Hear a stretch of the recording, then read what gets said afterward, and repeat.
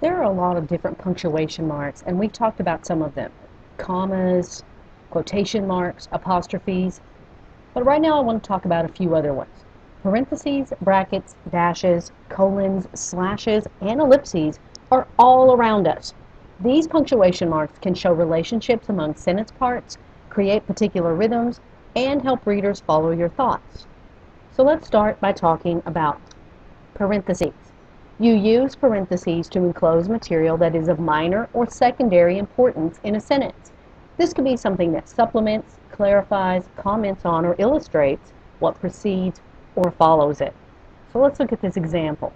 Inventors and men of genius have almost always been regarded as fools at the beginning and very often at the end of their careers. So this is like adding to or commenting on fools at the beginning. Let's take a look at another example. My research indicated problems with the flat tax, a single rate tax with no deductions.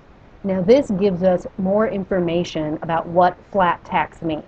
It's put in parentheses to indicate that it's giving us additional information.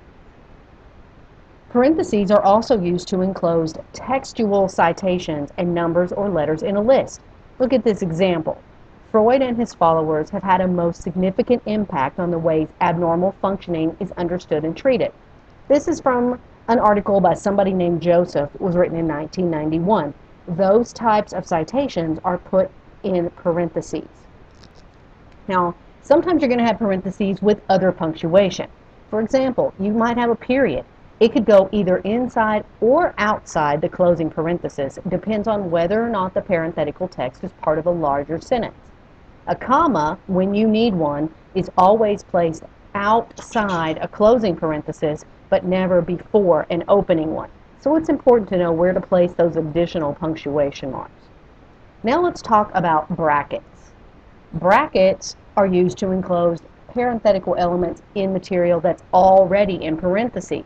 You also use brackets to enclose explanatory words or comments that you're inserting into a quotation. Let's take a look at what that means. Eventually, the investigation had to examine the major agencies, including the National Security Agency, NSA, that were conducting covert operations. So now we're explaining what National Security Agency is, that we're going to now call it the NSA for short sake. And so we need to indicate that in brackets because we're already using parentheses. Let's look at another one. Massing notes that, on average, Fox News, attracts more than 8 million people daily, more than double the number who watch CNN. So here we have the pronoun it. We need to explain what it is referring to. So in brackets, we put Fox News. Now let's talk about the dash. The dash is a very interesting punctuation mark. You use it to insert a comment or to highlight material in a sentence. The pleasures of reading itself, who doesn't remember, were like those of Christmas cake, a sweet devouring. So here we're making a comment on the pleasures of reading, and we're using dashes to set it apart from the rest of the sentence. A single dash can be used to emphasize material at the end of a sentence, to mark a sudden change in tone, to indicate hesitation in speech, or to introduce a summary or an explanation. In the 20th century, it has become almost impossible to moralize about epidemics, except those which are transmitted sexually. Now, what this is going to do is give a little bit longer pause than a comma would, and it's going to emphasize certain types of epidemics which the sentence is talking about. In walking, the average adult person employs a motor mechanism that weighs about 80 pounds, 60 pounds of muscle, and 20 pounds of bone. So now we're introducing an explanation of this 80 pounds that is involved when people walk. Now, dashes give more emphasis than parentheses to the material they enclose or set off. So if you want to make a stronger impact, dashes are a better way to go than parentheses. Now, if you're typing, most word processing software automatically creates a dash when you type two hyphens with no spaces before them, between them, or after them. Now, I put mine with a space in between so that it wouldn't turn into a dash. Most word processing programs will automatically turn this into a dash. There's actually no key on the keyboard to make a dash. Let's talk about colons. Colons introduce explanations, examples, appositives, series, lists, or even quotations. So they have a lot of uses. Let's take a look at an example.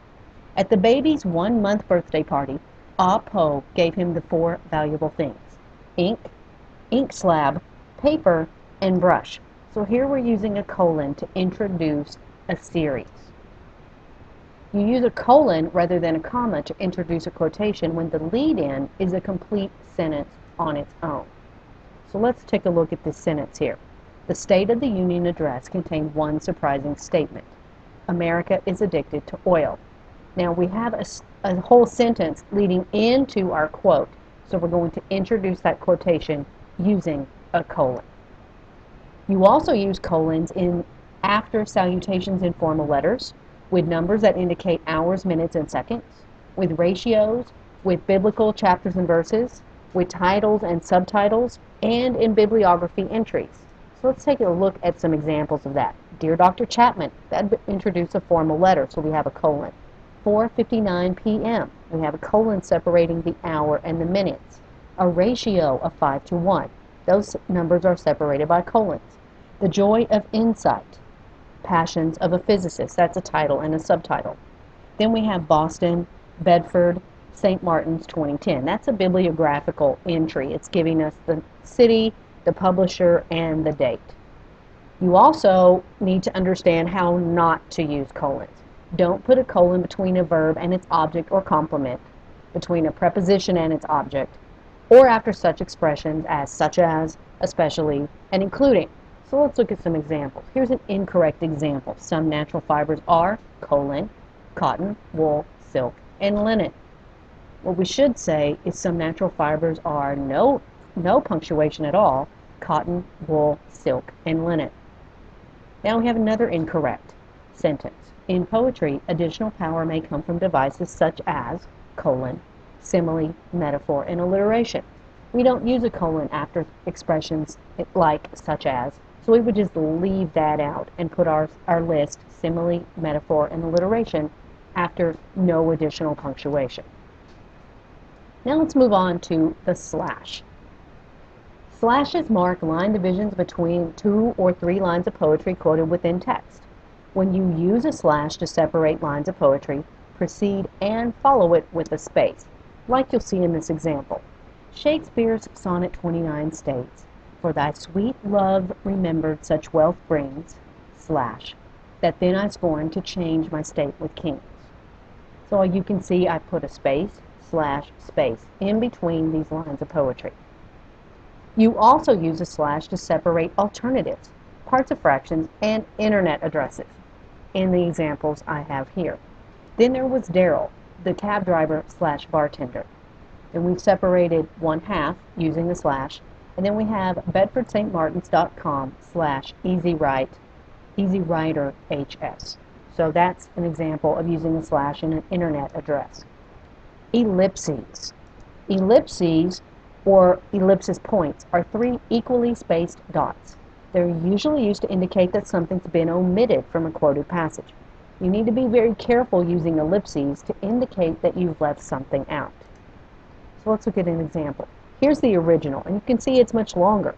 The quasi-official division of the population into 3 economic classes called high, middle, and low-income groups rather misses the point, because as a class indicator, the amount of money is not as important as the source. Now this is written by someone named Paul Fussell in an article called Notes on Class. Now when we use an ellipses, we could say, as Paul Fussell argues, the quasi-official division of the population into 3 economic classes rather misses the point. Now look at the end of this one. We cut off part of the end of the quotation, so we've used an ellipsis, but we're ending a sentence with it, so we also have to put a period. So we have a total of 4 dots right there.